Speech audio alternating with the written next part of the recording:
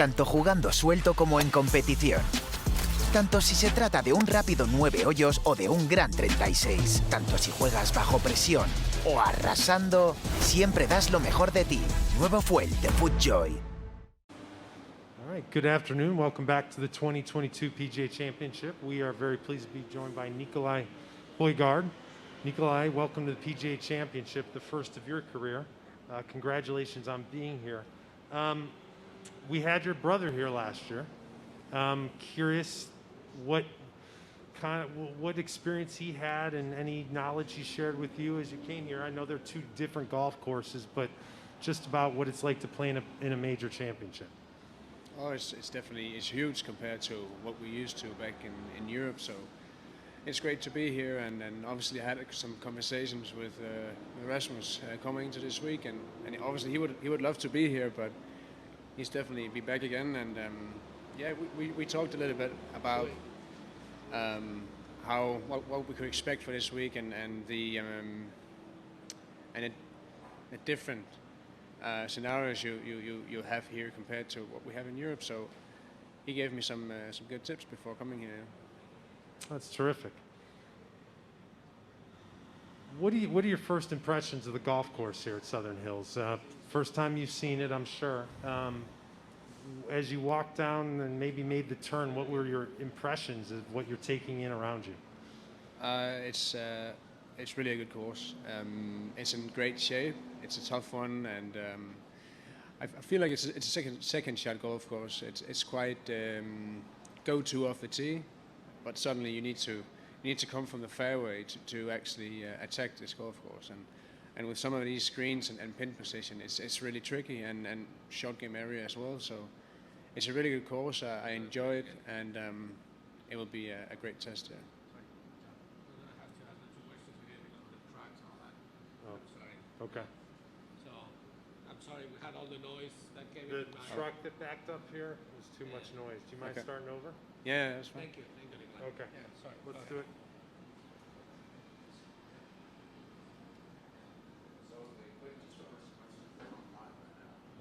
Yeah. Let's just do the first question again. What kind of advice maybe you've received from your brother Rasmus last year? Understanding that these are two different golf courses, but just the experience that he had in a major championship, and now you're experiencing the same thing 12 months later.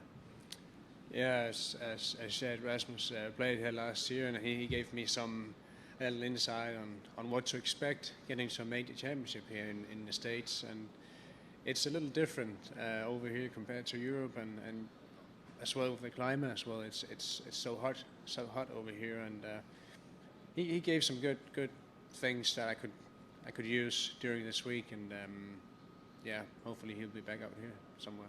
Well, we'll look forward to getting you both out here one year together. Juan, you have a question? So there's a few people that got maybe the advantage of having two brothers competing and playing together and having that a healthy rivalry. I mean, like maybe the Molinari brothers. So in your case, how does it work? Has it been a motivation in your career? Oh yeah, for sure. We push each other every day, and every time we're in a tournament together as well, we use each other and practice rounds and stuff. So without each other, we probably won't be here. That's what we always say, and I think that's true. He's useful, and hopefully he says the same thing about me when he's talking. But yeah, I definitely enjoyed it, having a brother out here. So when you say without each other, I mean I can imagine that there were moments when either of you thought that this is enough, I don't want to do it again. Can you talk about those moments and what happened and how did you went through that?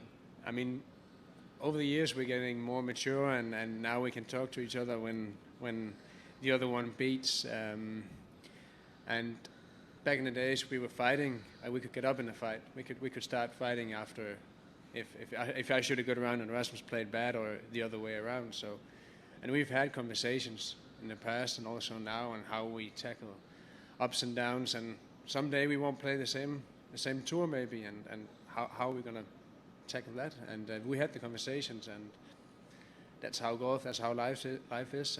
As long as we have each other, it's a bonus. So we enjoy it so far. So which is great. So you think it could get a point where, I mean, there's many options, huh? But there's one where the two of you do fantastic, and there's one where maybe one of you just supports the other, caddies for him, or does things like that. Is that something that is in mind, or? No, I mean, we'll never know what happens in the future, and we'll keep supporting each other, and hopefully we play the same place and win tournaments and battle it out on a Sunday, but we'll never know. But we'll keep supporting each other no matter what, and that's the most important part in all this. Sure. How comfortable are you playing in the United States, and how much experience do you have playing here? I've played a few events over here now, and I really enjoy it. Course setup is a little bit tougher and stronger, and I enjoy those tests, and I feel comfortable out there. Obviously, it's a little different. There's bigger crowds, there's a bigger stage as well, and the courses demand a little bit more. But I like being here, and I enjoy a good test.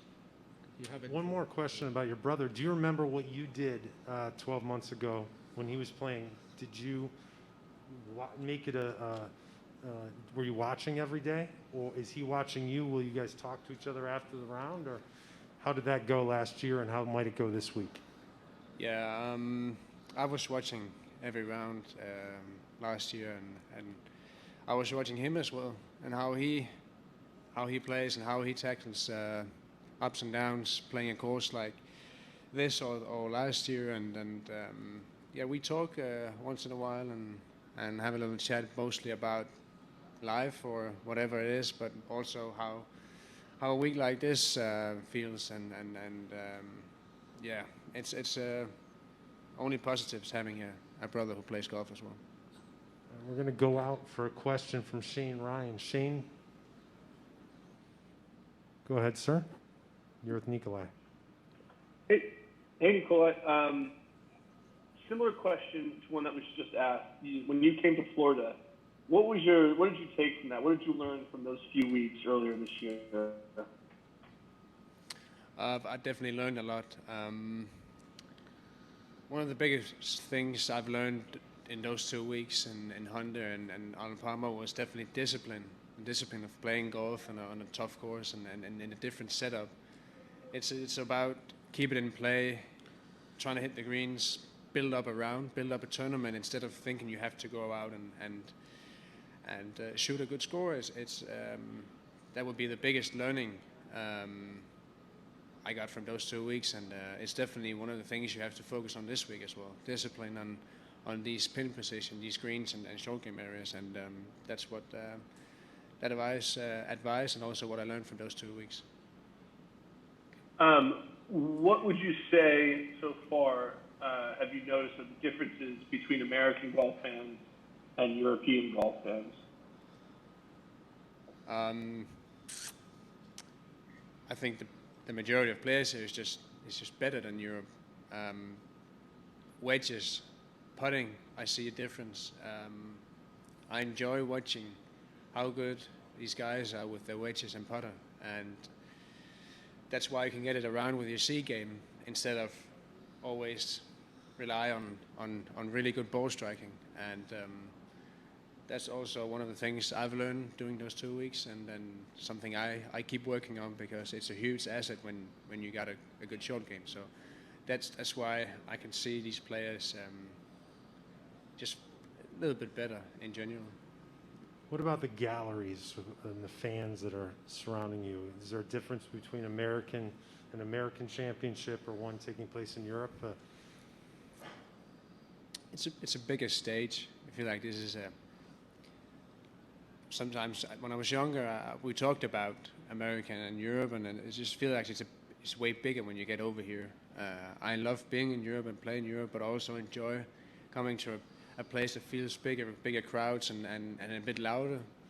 And it brings a smile to my face sometimes, hearing what crowds say and yell. And I think it's cool having big crowds, and it's a bit loud, but I enjoy it when you're out playing. Yeah. Okay. So, Shane, let's go back to Shane again. Shane Ryan, go ahead, sir. Nicolai, just one more. A lot of people, when they talk about the European Ryder Cup team, there are a lot of legendary players who are now sort of aging out of that. And they mentioned your name and your brother's name as some of the young players who might step in. What does the Ryder Cup mean to you? And is that something that you would look forward to as your career develops? Yeah, it's a good thing when your name gets put on the table, maybe, or talked a little bit about when it's Ryder Cup. But obviously, me and Rasmus got loads of things we have to prove before we even qualify or get to a team. So I mean, it's a positive in the future, and we would love to play Ryder Cup. It's one of our biggest goals and what we always dreamed of. And we've been watching Ryder Cup ever since we started playing golf. So, but we got loads of things to improve and improve before we even start putting our focus on the Ryder Cup. But it's definitely a goal, and I think it's achievable in the future. Okay. Nicolai, thank you for finding us. Two questions. So we're going to do 2 questions, and you can answer in Danish, please, first. Okay. And we'll make them easy. So one is just your impressions about the golf course and what's going to be the key for you this week here with your game. What's going to work for you? Ja, altså banen er en svær, udfordrende bane, men faktisk sådan ret lige til for 10. Og så kan man sige, at en approach-bane, så andestagene bliver key den her uge. Greensområderne er svære, greens er hurtige, de er undulerede og svære omkring greens, så det er sådan en efterladende i de rigtige områder. Og så skal short game helt klart være det, der ændrer det i den her uge. Altså, hvis man kigger på statsene for den her turnering kontra mange andre, så er det en af de her turneringer med laveste scrambling-procent. Så det bliver rigtig vigtigt den her uge. Yeah.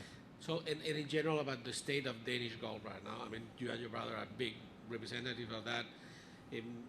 We're talking about Ryder Cup. Thomas is going to be a vice captain again, and you probably talk to him a lot. So how do you see Danish golf right now, internationally? No? So, yeah. Dansk golf er et okay sted. Altså, jeg synes, sidste år havde vi et rigtig godt år. I år har været lidt langsommere, og vi har haft nogle rigtig gode resultater på damesiden, og på herresiden har vi også haft nogle. Jeg synes, dansk golf er et rigtig fint sted. Der er nogle gode spillere, der kommer nu her, og vi har en masse gode spillere, der spiller på turen nu, men vi skal lige et skridt højere op, synes jeg, i dansk golf, og vi er på vej. Så det vil jeg sige, det er positivt, og vi skal nok komme helt op i toppen af verdens golf på et tidspunkt. Nicolai, thank you so much. Thank Send you. our best to Rasmus, and have a terrific week here, please. Thank you very much. El nuevo Pro SL no tiene clavos, pero tiene un agarre increíble. Con una plancha de carbono adicional para optimizar el retorno de energía y un nuevo y moderno diseño, el zapato original de máximo rendimiento sin clavos tiene algunas ventajas importantes.